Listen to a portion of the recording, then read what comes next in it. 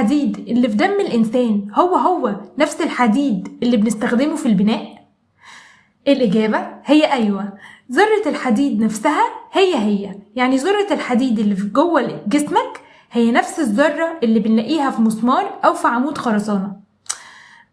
بس أنا حاسس كده إن في حاجة، يعني أكيد مش هي. لا، الذرة هي. أمال إيه اللي بيفرق؟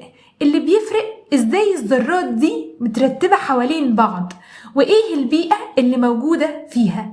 يعني إيه؟ يعني في البناء الذرات مترتبة بشكل معين بيناسب القوة والمتانة بتاعت الحديد، لكن في الجسم الذرات دي جزء من تركيب حيوي بيخدم وظيفة معينة زي نقل الأكسجين في الدم، وبالتالي هي مترتبة بشكل يخدم الوظيفة بتاعتها والبيئة اللي موجودة فيها.